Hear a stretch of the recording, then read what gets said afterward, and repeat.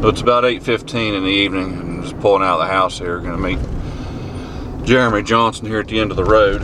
Got a phone call from our good buddy Nathan, and Nathan says he's got him a deer down. One of his target bucks, actually. Pretty nice looking 10-point, but Nathan's had a little bit of a rough year. He's going through what we affectionately refer to as a going out of marriage sale. So he's had a rough time with it, and you know, those types of incidents, those types of things aren't easy on anybody. But for sportsmen and outdoorsmen, they can be particularly trying, because sometimes it severs and strains and breaks these and tests these bonds that we have with friends and family and our children and so on and so forth. And Nathan is experiencing all of that right now. So Johnson and I made a pact that if Nathan was able to put an arrow in a deer this year, that we were going to drop what we were doing and we're going to help with the recovery, try to help renew and strengthen and reestablish some of those sportsman's bonds that we all grew up with. I think it's those types of things that help some of us get through these trying times. I've been there, a lot of other folks have been there, and I think it's things like that keep us going after these deer and chasing turkeys, and it helps us get through these tough times. And I think those types of people in your life, those types of incidents, those types of circumstances, blend it all together, and it's what makes us a better person in the end. So we're going to pick up Johnson here just in a second, and we're going to head towards Sandyville to meet Nathan.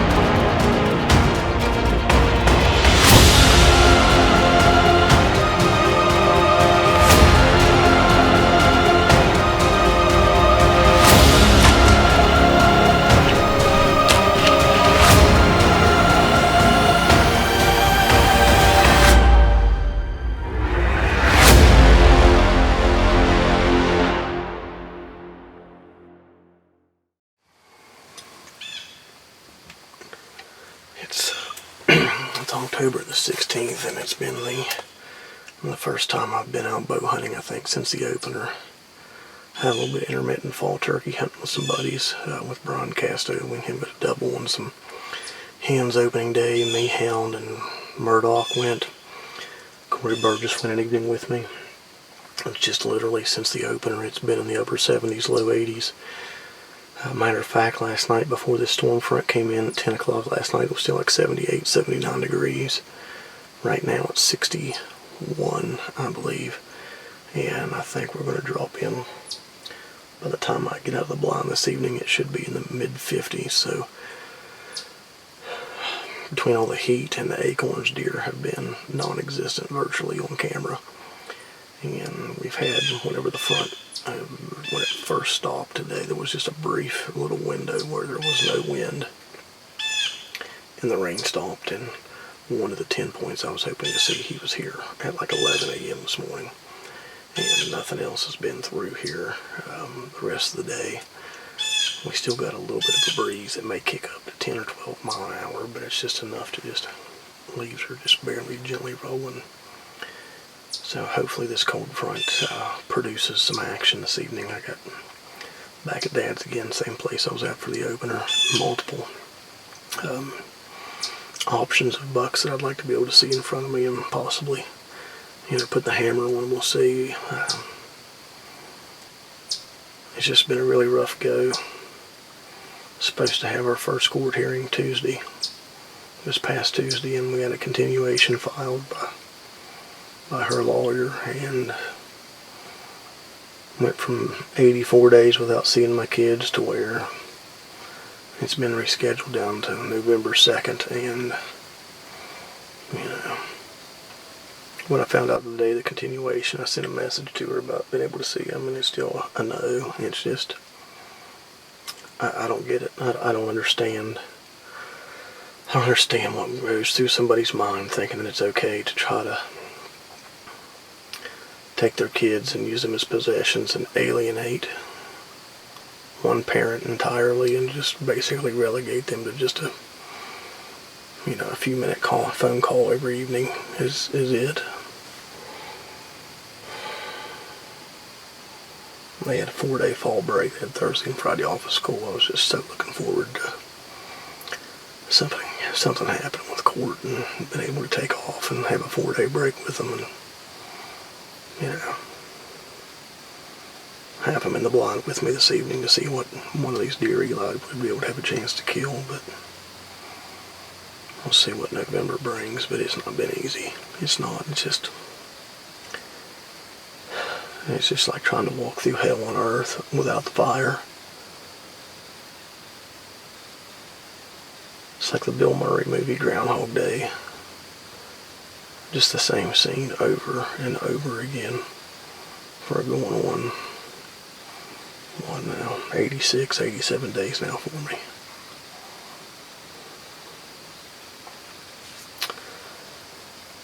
Thankfully, though, last weekend was a good weekend because of Brian Casto and Tim Murdoch and Hound Walls and Corey Burgess to be able to get out and do things with those guys, to spend time in the woods with them and get my mind off of things. I need to try to build some turkey calls, but I don't need to, but it's just a nice getaway, but I just haven't even had the drive to, Tuesday at 9 a.m. that morning, right after 9 o'clock when I got the call, the continuation just took the wind out of my sails. But me and several of my buddies are out this evening, and hopefully the tail end off of this front here after it's passed get some deer moving here between now and sunset. Hopefully.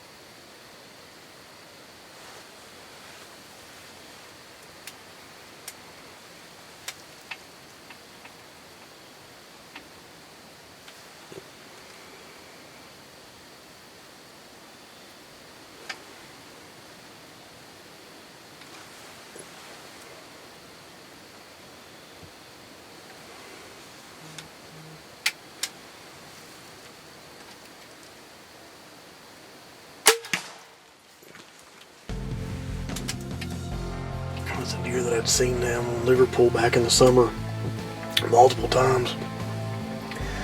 He was here right after daylight, right after the rain stopped at 11.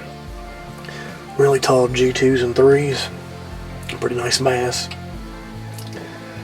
Very, very, very good Liverpool deer, man. I'm pretty excited. For just the way life's been here lately. That felt good. That felt really good. So, I think I'm gonna, like I say, I nailed him. He jumped up, big butt kick, man, mule kicked, and he should just be right here, easy to get to. Go off the hill and get some help and help me get him loaded up, man. I can't wait to see this deer. Beautiful 10. Camera's got a light for the cover. Oh yeah. But there's a heck of a rub right over on the maple tree. They usually rake a scrape there. They've been having a habit of coming in right through here. Like right here at my blind. Mm-hmm. Where'd he come in at this evening? Come right up under that feeder. Oh, okay. I mean, they're down there riding four-wheelers. He was right here. Where's your blind at? Up top here? My blind's just right there. Oh, that's a chip shot. Yeah. He basically ran right through that way there. Did you get a visual on him at all as he was running? Went that way. For how far could you see? Did you find the bolt? It's down in there somewhere. I mean, It ain't got a light and off on it. no, you ain't got a prayer finding it. I found one. But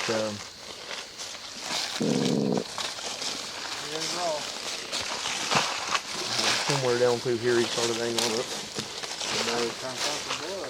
I can't see nothing with losses.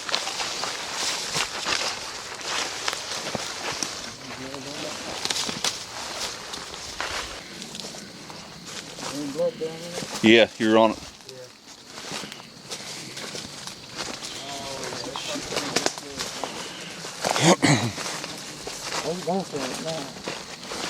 He's opening up pretty good. Okay,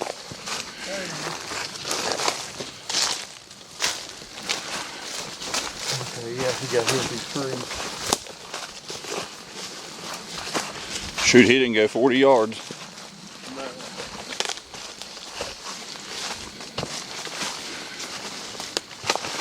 Stellar deer. Man, he's pretty.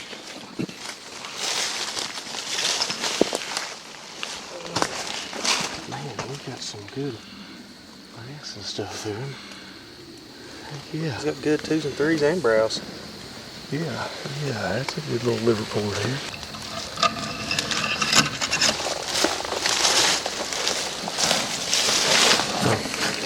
I think this may be the deer that I saw down in Liverpool when I said I saw velvet hanging off of him. Uh-huh. Just knowing from what, I mean, because Chris had trail pictures of this deer a mile that way. Because of the way this little crab claw area is. Mm-hmm. And Glenn, the other neighbor, across the road, probably another half to 3/4 mile that way, had him too. So he's been... Boy, he looks real good there from the back like that. Yeah, he's nice and tall. He already tucked himself in, didn't he? He tucked himself into bed, yeah.